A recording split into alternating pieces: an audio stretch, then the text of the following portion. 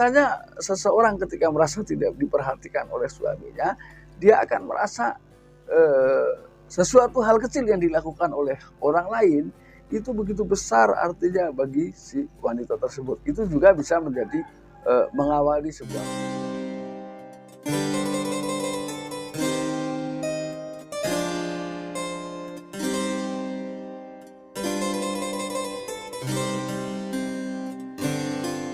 Assalamualaikum warahmatullahi wabarakatuh. Kembali lagi bersama saya Kang Kumis. Kali ini Kang Kumis kembali bersama sahabat semua.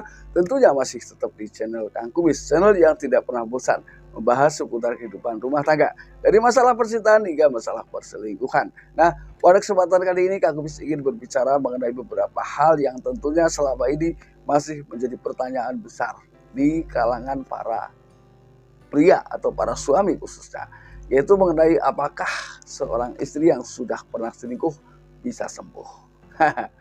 Ini adalah pertanyaan yang tentunya sangat logis dan membuat seseorang selalu ingin tahu sebetulnya ketika sudah pasangan sudah selingkuh ini bisa kembali normal atau tidak melakukan perselingkuhan kembali atau tetap berselingkuh. Namun sebelum lanjut ke topik, karena salahnya silahkan ada subscribe, like, dan komen di channel Kang Kumis ya, agar sahabat semua tidak ketinggalan info dan juga kabar terbaru tentunya di channel Kang Kumis. Nah, tentunya di sini perlu ya, sudah banyak sekali. Yang pertama yang harus Anda pahami ketika seseorang melakukan perselingkuhan, ini tandanya ya, yaitu karena salah satunya yang harus Anda perhatikan dari awal bahwa yaitu pernah memiliki rekam jejak perselingkuhan. Nah, ini menggambarkan bahwa ketika seseorang yang sudah selingkuh ini sebetulnya kecil kemungkinan untuk sembuh. Ini. Jadi artinya banyak hal yang memang ketika seseorang ingin sembuh ini butuh proses dan perjalanan yang cukup panjang.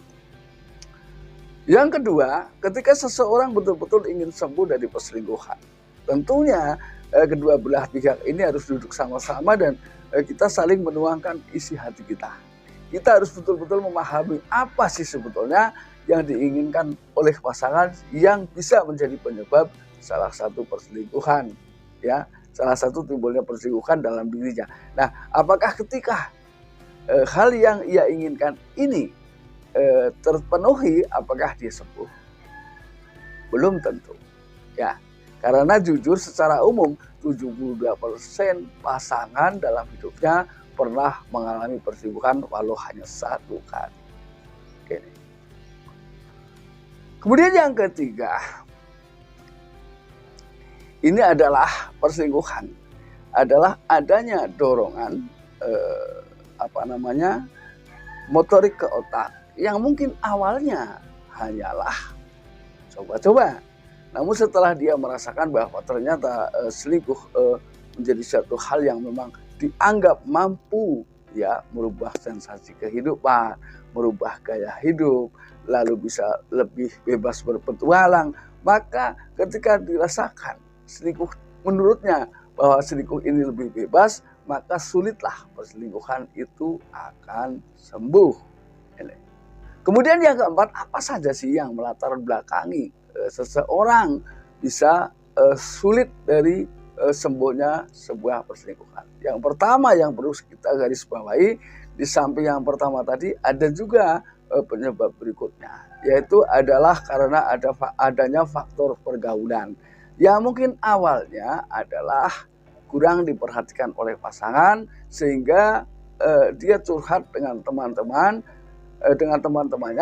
Kemudian temannya kebetulan pada saat itu sedang mengalami nasib yang sama, bisa jadi. Walaupun itu sesama wanita misalnya. Ya, atau bahkan beda lawan jenis ya. Namun ketika dia merasa senasib, lalu kemudian mereka sering berkomunikasi, sering berbicara, sering bertukar pikiran tentang perasaan. Biasanya seseorang ketika merasa tidak diperhatikan oleh suaminya, dia akan merasa sesuatu hal kecil yang dilakukan oleh orang lain itu begitu besar artinya bagi si wanita tersebut. Itu juga bisa menjadi mengawali sebuah perselingkuhan. Nah, ketika itu sudah merasa nyaman, maka perselingkuhan juga sulit untuk sembuh.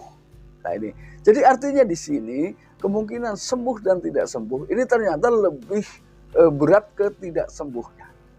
Nah, lalu apakah ada perselingkuhan yang memang bisa sembuh di tengah kehidupan rumah tangga? Ada. Cuman di sini sudah saya katakan tadi butuh proses panjang. Lalu bagaimana tanda-tandanya? Nah ini. Tanda-tandanya adalah biasanya dia berubah dalam bergaul, mengurangi jam keluar rumah. Ini artinya mereka mungkin bergaul dengan orang-orang yang sebelumnya justru mereka jauhi, ya. Terus ada peningkatan dari sisi peribadahan bisa jadi. Nah, lalu bagaimana ketika yang berikutnya ya? Lalu bagaimana ketika seorang istri atau suami bahkan yang ketika ditanya oleh pasangannya kamu selingkuh apa tidak, dia justru menggunakan atas nama Tuhan ya, nama-nama Tuhan untuk meyakinkan bahwa dia tidak selingkuh. Nah ini adalah biasanya ketika hal seperti itu juga dijadikan senjata pamungkas oleh seseorang. Nah ini, nah di sini justru ketika orang itu semata-mata hanya mencari sebuah kepercayaan dan menggunakan nama Tuhan, ini jauh lebih berat, ya. Jadi perselingkuhan berikutnya biasanya jauh lebih parah karena dia merasa toh suami saya sudah percaya dengan apa yang saya katakan. Berarti saya bebas melakukan apa saja tanpa dicurigai lagi. Karena pasangan saya sudah percaya dengan apa yang saya katakan, apalagi saya sumpah ya dengan menggunakan nama-nama Tuhan. Nah ini adalah hal yang memang perlu diwaspadai. Jadi ketika kebetulan sahabat ada yang merasakan seperti itu, jangan terlalu santai. Ya, terus cari pemahaman-pemahaman dan bukti-bukti kuat. Apakah dia betul-betul sembuh atau bahkan masih tetap seperti dulu atau bahkan melebihinya. Nah, jadi kesimpulannya adalah kemungkinan pasangan sembuh dari selingkuh sangat kecil walaupun itu ada, ya. Nah, sahabat, mudah-mudahan apa yang Kang Gubis sampaikan bisa bermanfaat dan akhir kata salam harmonis bersama Kang Gubis. Wabillahi taufiq wal hidayah. Assalamualaikum warahmatullahi wabarakatuh.